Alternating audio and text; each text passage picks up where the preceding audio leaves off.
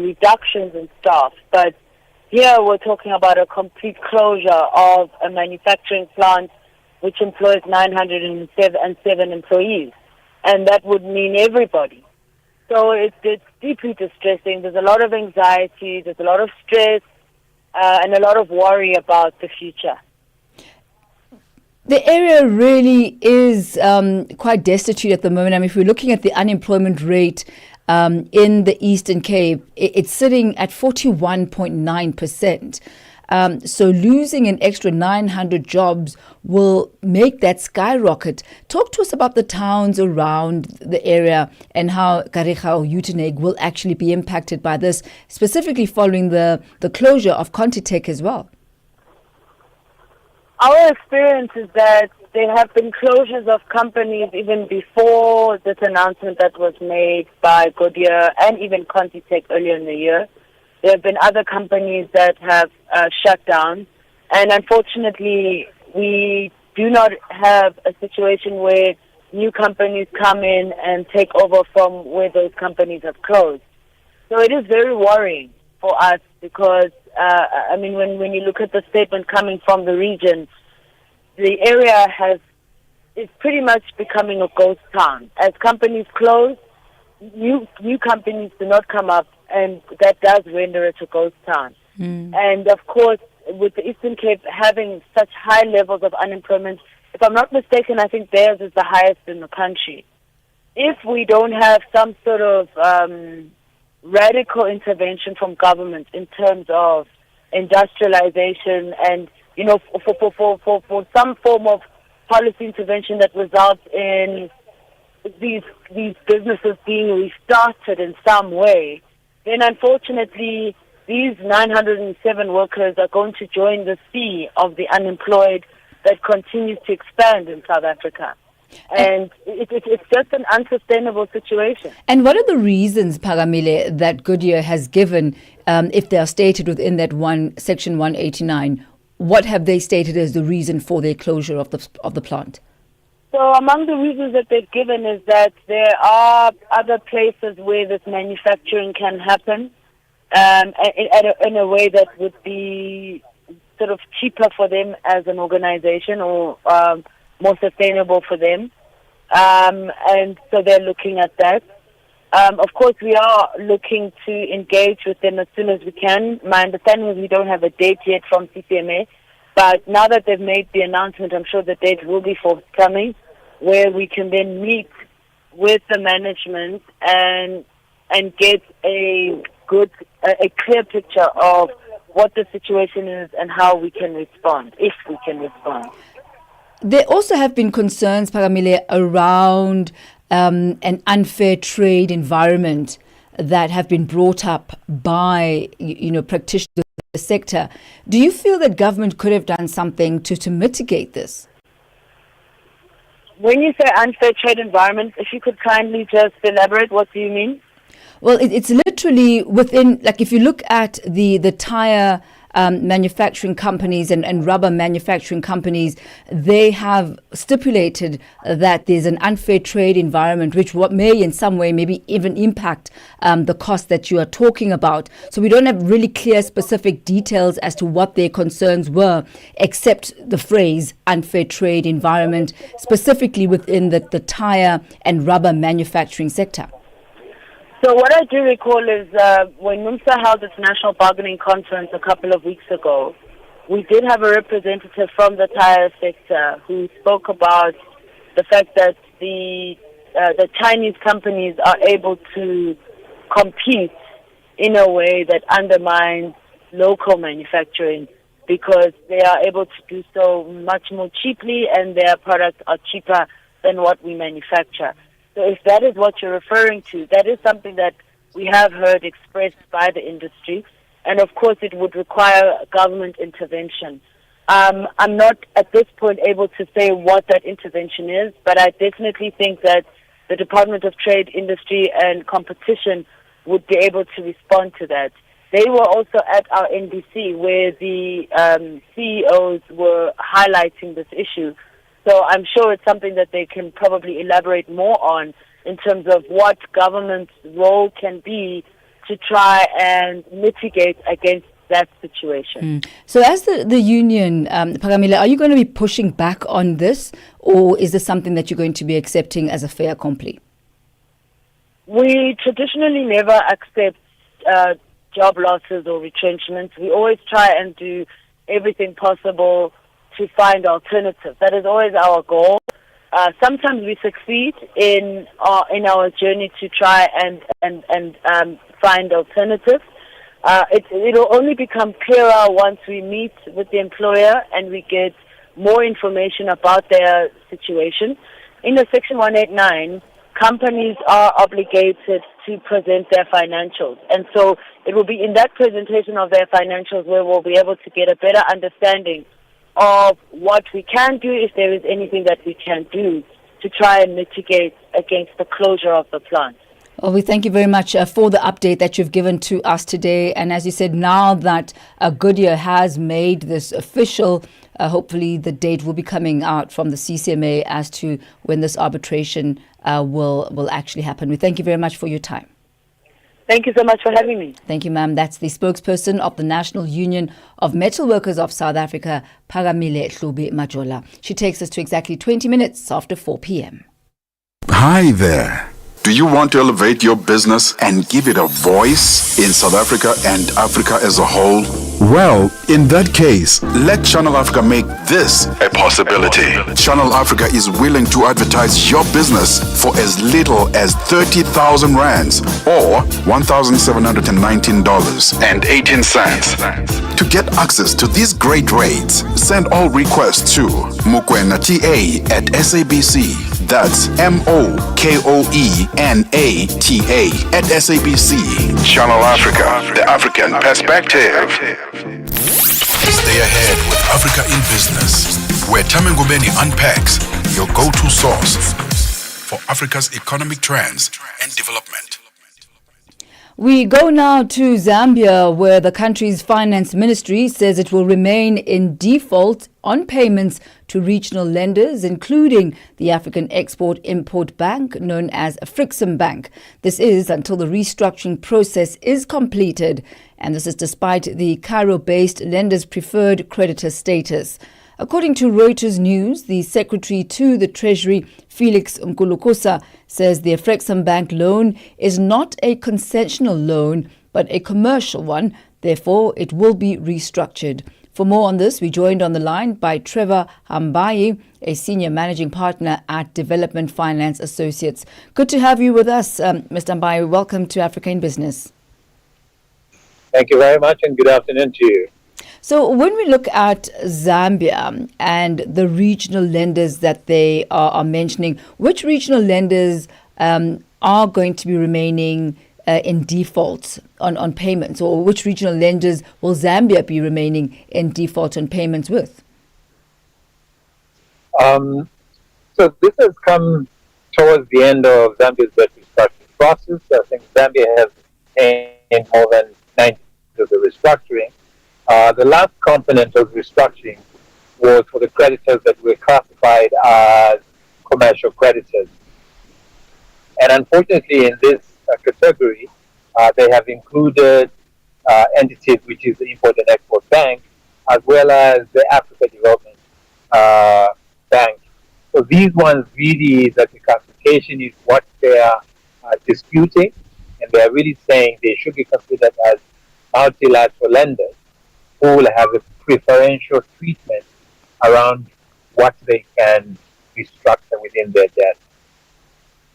So why are there concerns specifically with the Frixim Bank loan? Maybe if you could also just give us a bit more insight as to how much of a percentage this loan is actually attributed to for Zambia's loan or total debt. I'm not sure exactly what the amount. It is not for the Afri-Exim Bank. I think the loan is less than $1 billion. But the issue is that the ones that are being restructured under the creditors who are classified as commercial is that they have to take haircuts on those funds. So basically is that you reduce the interest that you're going to be charging, and they might have to extend the payment period over a longer period of time. And this is what they're disputing, that their loans are commercial and they cannot afford to be able to take this haircut, which will affect their credit rating on the international market. And I think that is where the issue of discussion is. And I think for the country, it will. And that really is the heart of the matter. Zambia considers the loan from Afrexim to be commercial and therefore subject to restructuring. Afrexim Bank, on the other side, says that it holds preferred creditor status, and this is something similar to the likes of the IMF and even the World Bank, and therefore the loans shouldn't be subject to restructuring. Aren't these the type of deal terms that should have been agreed upon before the loan was even granted? I think this is one of the factors why it's taking so long. Initially, it was understood and I agreed that all the creditors had agreed to the common framework that has been proposed by the IMF, which included this haircut and extension on the loan. But when we have gotten to the point where they needed to sign the MOUs with the individual creditors, it has come to your attention that there are a lot of creditors who were not party to the negotiation at the start of restructuring. And I think this has caused a bit of conflict in terms of having to come to a conclusion for the debt restructuring. And I think most of the ones that are in this space are the ones who are considered as commercial creditors, while they're asking for this concession, which is preferential. Oh, that's great. Thank you very much, Mr. Trevor Hambayi. We'll continue our conversation with Mr. Trevor Hambayi in just a moment, focusing on Zambia and the defaults that it has made on various loans. But what I find quite interesting, and I'd like you to comment on this as well, Afrexim Bank is saying that they have a preferred creditor status similar to that of the IMF and of the World Bank, while Zambia is asserting that this is a commercial loan and can therefore be restructured.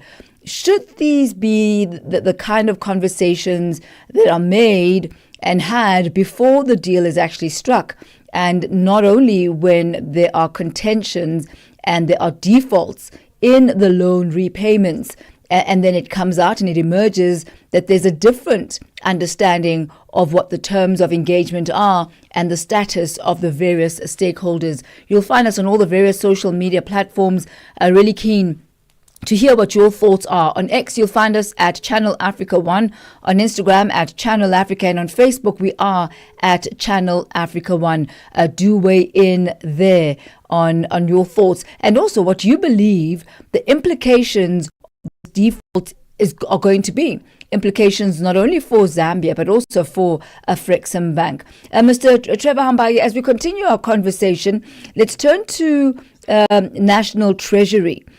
National Treasury has said that they will restructure their Afrexim Bank loan.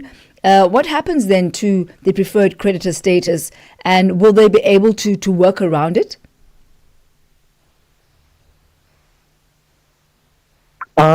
It's obviously a situation of having to be able to renegotiate the position the country is in and how to address the issues that are of concern at the moment. But whatever happens is that both parties need to come to an agreement, because at the moment, the country remains in default with regards to that component of the debt that is to Afrexim Bank, and it is in the best interest of both parties to get this back online. So they would have to come to an agreement. At what level they'll be able to do this is still a very difficult question to be answered, because they're two poles apart in terms of what they're asking each other. Is that for Afrexim Bank, they're actually saying that this affects not just this particular debt, but also their credit rating on the international market to be able to borrow any additional funds to continue to support their operations. And this is an issue that will require very careful navigation to come to a conclusion. And we've seen this in action, Trevor, with the downgrading of Afrexim Bank's credit rating to BBB minus by Fitch. And they cited the credit risk, the heightened credit risks and concerns over the bank's exposure to sovereign debt restructuring. Because Zambia is not the only one here. Ghana is also pretty much in the same position, or putting Afrexim Bank in the same position with the credit raters. Absolutely. So I think this is one of the key factors, is that for Afrexim Bank, any acceptance to them having to restructure Zambia's debt also signals the approach that they must take for any of the other countries that are looking to be able to restructure. There are 3 or 4 other countries that are already looking at having to be able to restructure their debt on the African continent, and they'll probably have a proportion of their debt that is with Afrexim Bank.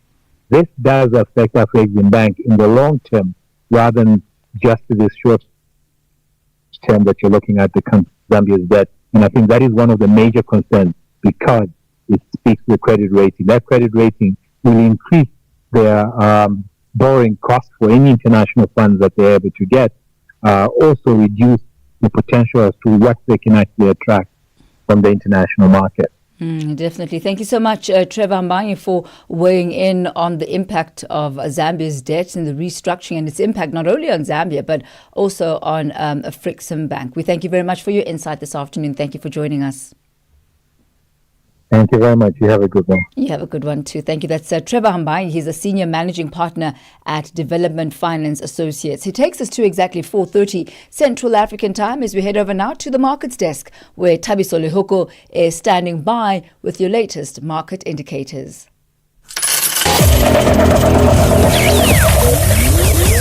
Business news on Channel Africa. The African Perspective. Thanks, this is Thami, and good afternoon. $1 in South Africa will cost you 17 Rand 76, in Botswana 13.25, Namibia 17 Namibian dollars 76, and in Zambia it's at 26.6 to the dollar. In Kenya, the dollar will cost you 128 shilling 539, Ethiopia 135 birr 3, Uganda 3,000 shilling 613, and in Tanzania it is at 2,000 shilling 669. $1 in Nigeria is trading at 1,000 naira 567. In Egypt, 49 Egyptian pound 636. Tunisia, 2 dinar 950. Algeria, 130 dinar 772. The Moroccan dirham is trading at 994 to the dollar. In Angola, the dollar is trading at 911 kwanza 932, while the Congolese franc is at 2,854 to the dollar. Commodities markets: gold is $3,352, platinum $1,056 per ounce, Brent crude oil $65.47 a barrel. For Channel Africa Business in Johannesburg, I'm Thabiso Lehoko, market indicators.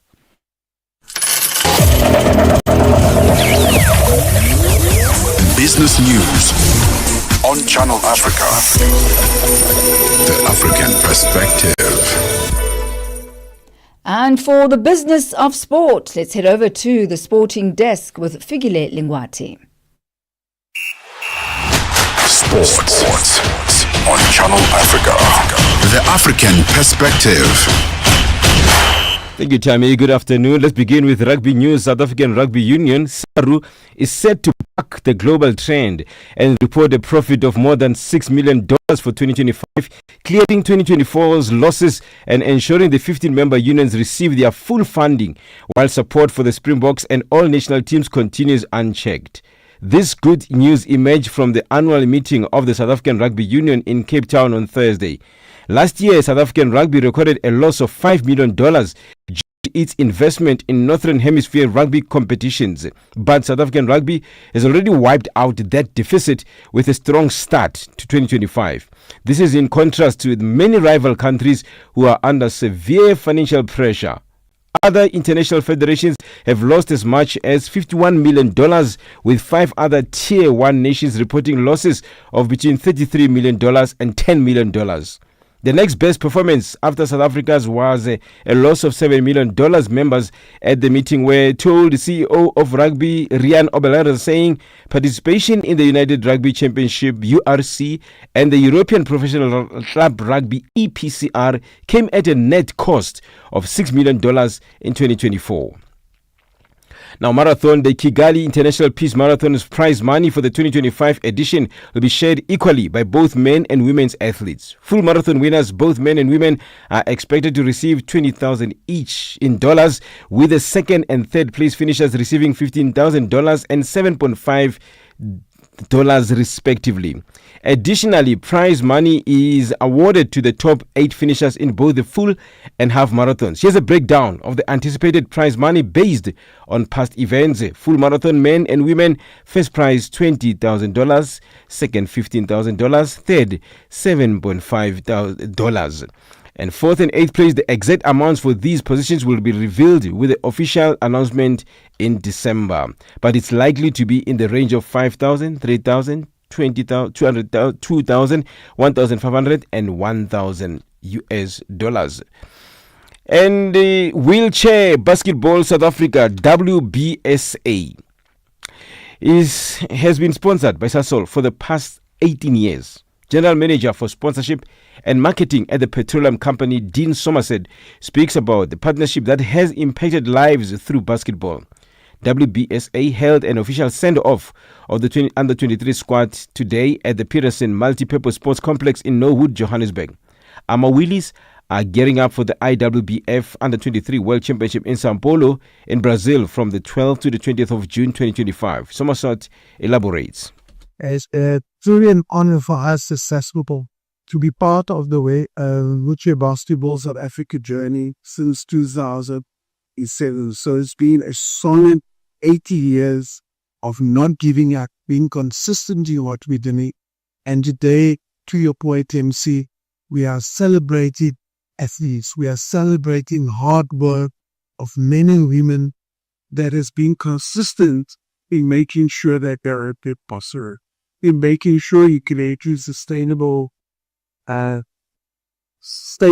entities for the future to come when we talk about wheelchair basketball.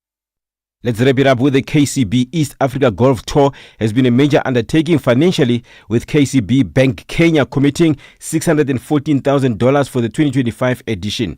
This investment supports a 30-leg series across 16 counties in Kenya and extends to Rwanda, Tanzania, Burundi, and Uganda.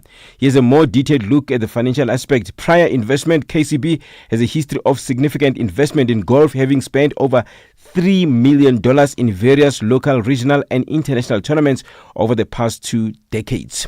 For any sports stories you'd like to share with us, please send an email to newsroom@channelafrica.co.za or call us on +2711 714 4459.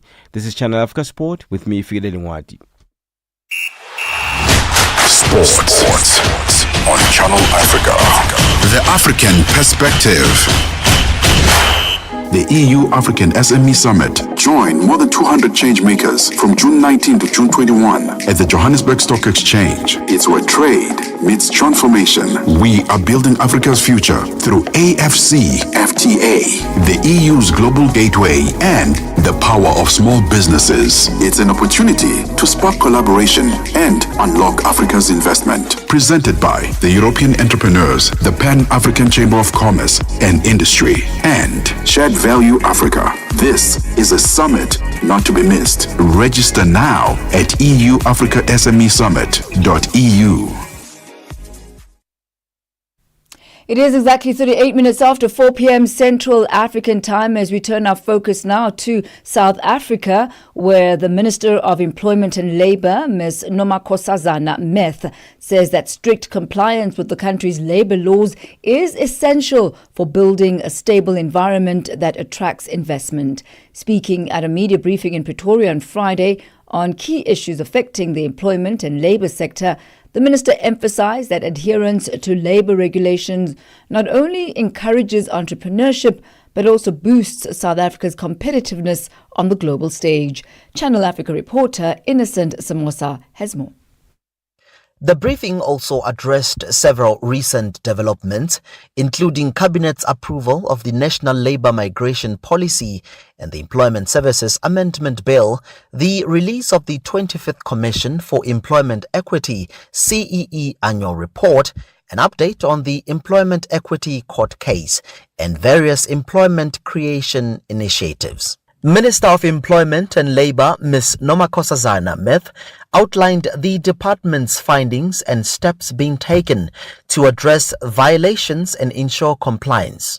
Our inspections have revealed instances of non-compliance, including underpayment of salaries, unlawful deductions, and inadequate health and safety measures.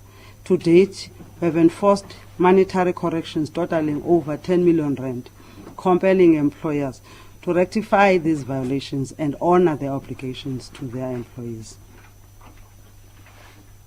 We approach enforcement with a balance of firmness and fairness. Employers found in violation are issued compliance orders with clear deadlines for corrective actions. The department says it plans to ramp up its inspectorate capacity to strengthen enforcement and drive compliance. This expansion will enhance our ability to conduct thorough audits and inspections across the country. To maximize the effectiveness of our inspections, we will implement a risk profiling system.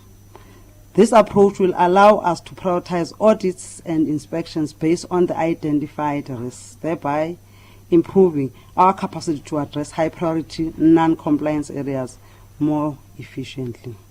Inspector General Ms. Aigi Moilwa revealed that 81 undocumented workers and several non-compliant employers were arrested during recent operations. Through the raids that we conducted from the 17th to the 20th, 81 non-documented workers were arrested.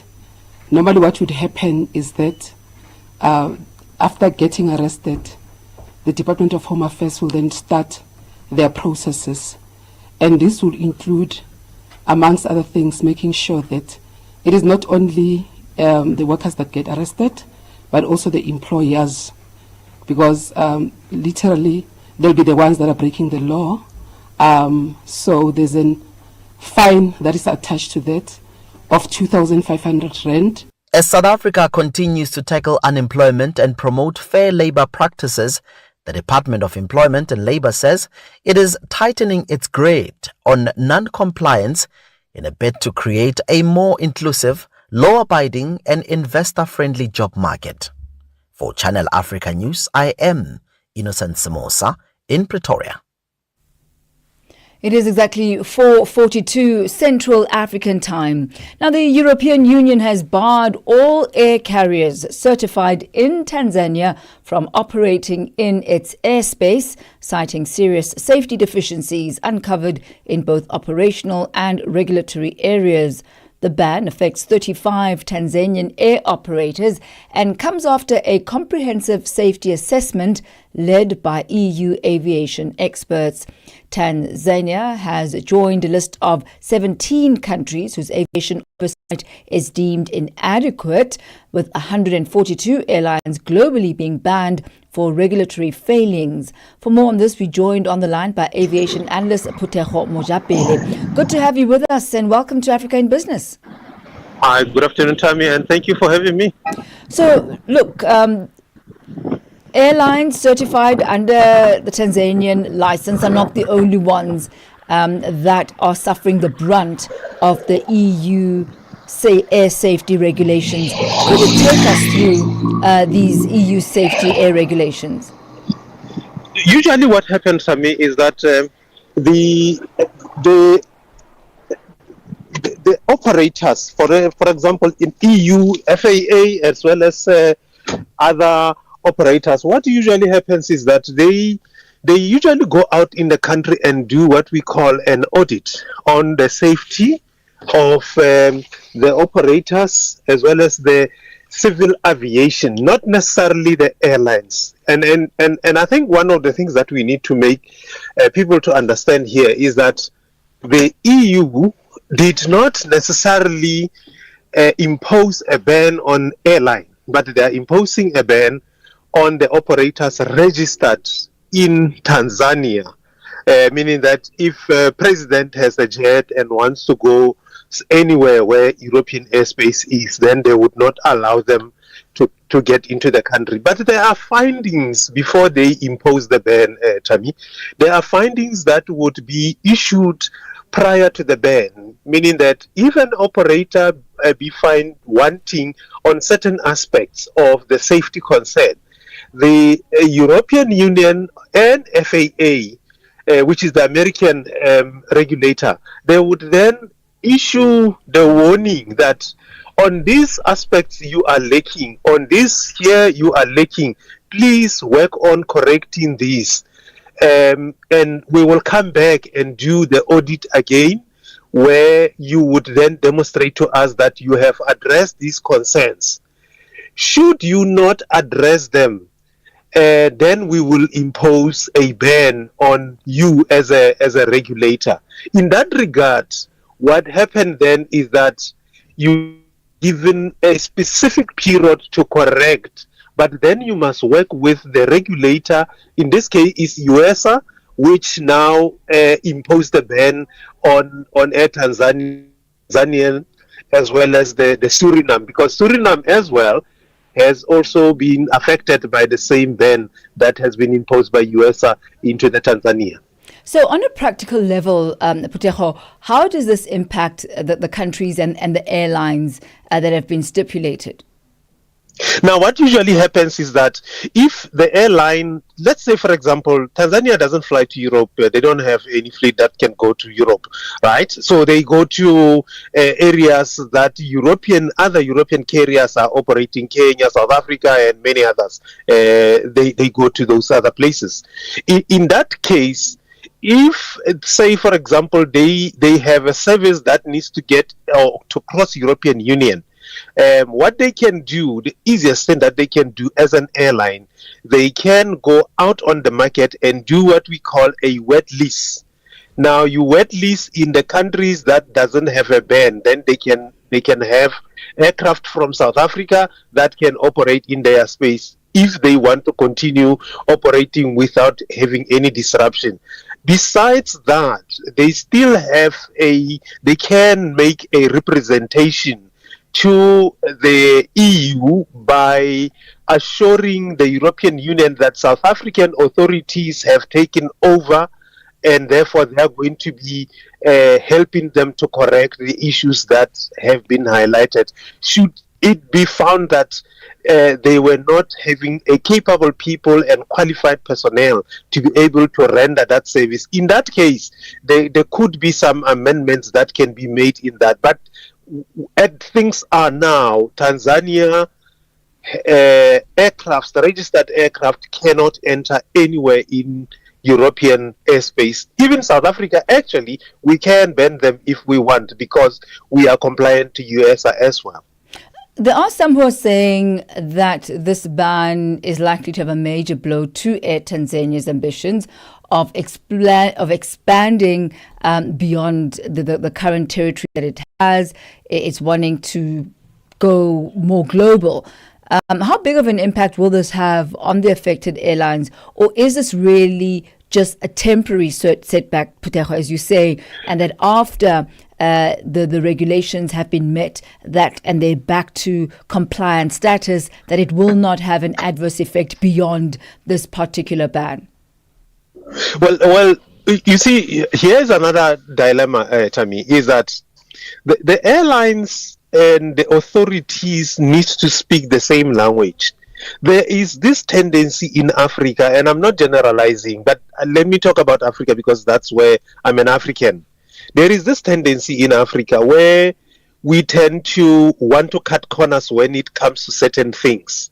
You can manage to cut corners on certain things within African continent, but when it comes to international operations, it has to be international standards that needs to be achieved by a regulator.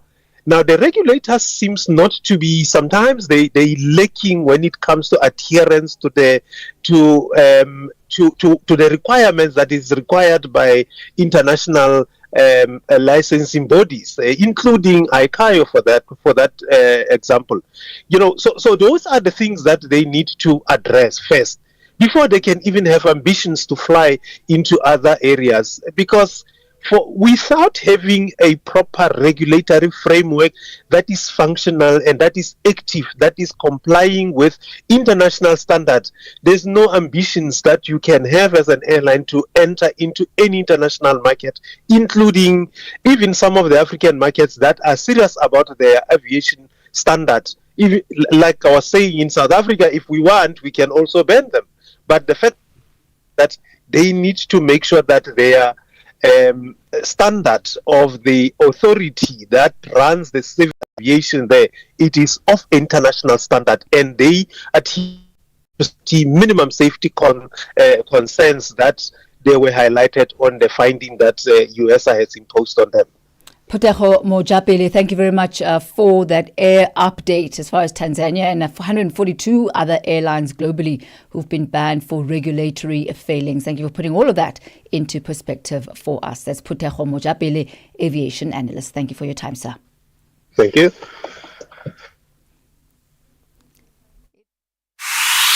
Africa in Business. Africa in Business delivers key insights and real-time updates on Africa's growing markets with Thami Ngubeni.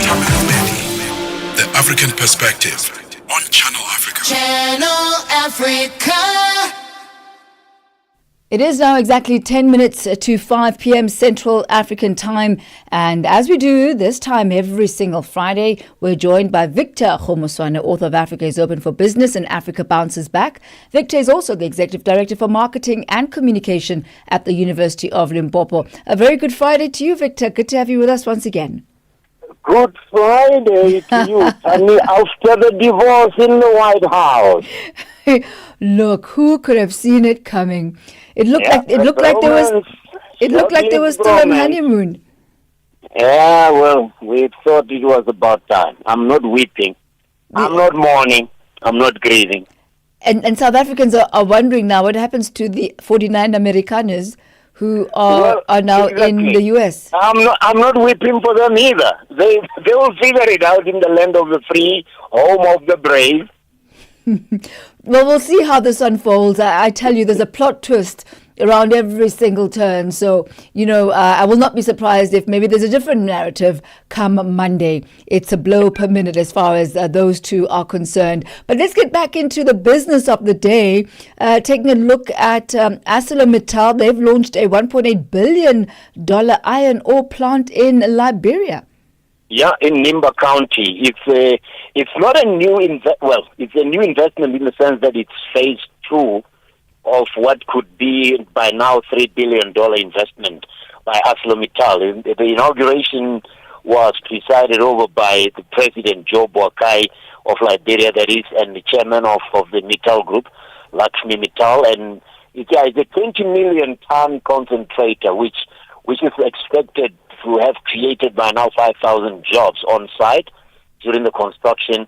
It's a $1.8 billion investment, but it's obviously adding on to the 2,000 jobs or so, which are already being created by ArcelorMittal. ArcelorMittal is one of the longest standing investors in Liberia alongside the rubber companies, and they needed this, Thami, because the country, after the civil war, which still is being felt at the moment, needed investment of this nature. But the question is whether the other investors will follow, because there was that hiatus between the departure of Charles Taylor and the takeover by Johnson Sirleaf and then George Weah and now Joe Boakai. At least it looks like the democracy is holding, and maybe that's why investors are getting the courage to boost their or add on to their investment. And taking a look at West African Resources, they've agreed to increase Burkina Faso's equity interests in projects to up to 15%. Tell us about the significance of this and what it is that led up to this. Well, there was in 2024, I think August, a mining code that was agreed upon by several stakeholders. It was an industry-wide consultation, obviously government involved, because resources are always going to be a regulated industry. And this is a listed company. is listed in Australia. So it was only 10% that was held by the state of Burkina Faso. But obviously with the arrival on the scene of Ibrahim Traore, who has just been so assertive in saying we are a soldier for the dignity of our people, and whatever they are entitled to, we will fight for. And that means if you want to invest in Burkina Faso, these are the new terms of the business. Gold is obviously an important resource, and the other operations, the spokesperson for West African Resources says remain on course. So it's not as if they're destabilizing this. This is their way of what in other terms could be indigenization or bringing local content, but with the state participating. Always people will criticize and say, will the money find its way to the majority of the Burkinabe? But with people like Ibrahim Traore in charge, I'm sure this is a very good move. And you are going to see other investors follow suit. Because in Mali, Niger, and Burkina Faso, the military rulers aren't playing. They are throwing out anything they consider has to do with colonial oppression, and they are making new rules of the game. As long as they become consistent, as long as they keep their word and make sure they create a stable environment. Investors are used to operating in tough conditions, especially if they're in mining or extractive industries. So it should be okay as long as there's stability of the policy, that everybody knows what the rules of the game are. And let's look at our final project for today, Egypt's Petrojet. In partnership with Jordan National Shipping Lines, they've signed a $21.8 million contract. And this is all around liquefied petroleum gas? Yeah, well, cleaner energy. North Africa is really getting in on the game of cleaner energy, because if you remember, Morocco was talking about building that gas pipeline from Nigeria, which obviously with the instability in the countries between the two would have been put on hold. But yeah, this is a $21 million investment. It's in partnership with the Jordan Petroleum Refinery or its subsidiary, the Jordan National Shipping Lines. So again, it's the emphasis of the role of Egypt in that Middle East frontier area, connecting Middle East to the rest of Africa, to North Africa in that Mediterranean area. It's a very critical investment. Egypt is in the top 10, Thami, in terms of foreign direct investment, attracting foreign direct investment in new projects. And this is one example of what is making it very attractive. It is exactly that these kinds of investments that make them favorite, and that will make sure they stay in the top 10. Oh, well, thank you very much, Victor Khamosana, for this week's top business stories coming out of the African continent. You have yourself a splendid weekend ahead. You too, Thami. Thank you so much. That's Victor Khamosana, author of Africa is Open for Business. And Africa bounces back on some of the major business developments on the African continent, from petroleum, clean energy, as well as mineral resources. And also, ArcelorMittal, they're launching the iron ore plant in Liberia, $1.8 billion worth. It is phase 2 of that particular project. It is exactly 4:57 Central African time, and this is how we bow out as Africa in Business for this week and make way for Vue d'Afrique avec Joël. Good afternoon to you, Joël. Good afternoon, Thami. Bonjour à tous les auditeurs de Channel Africa. Nous parlerons aujourd'hui sur Vue d'Afrique de Doha, qui fait des propositions de sortie de conflit armé en RDC, tandis que Martin Fayulu rencontre le président Félix Tshisekedi. Et nous parlerons aussi des hommages qui pleuvent après le décès de Edgar Lungu. Restez connectés, c'est tout à l'heure sur Vue d'Afrique. Merci, Thami. Merci, Joël. That's Joël coming up at the top of the hour. From myself, Thami Ngubeni, and the entire Africa in Business team, thank you for having spent the past week with us. Looking forward to giving you all of the top business stories on the African continent in the new week. To our producer, Mabo Buloka, technical producer, Tidima Lomaku, as well as social media, and Ntsako Mashaba. On news, Chanduko Ligege, our economics desk, Tabiso Lehoko, and the business of sport, Figile Lengwati. From all of us, it's a goodbye to you. It's 2 minutes to 5 p.m. Have a great evening further.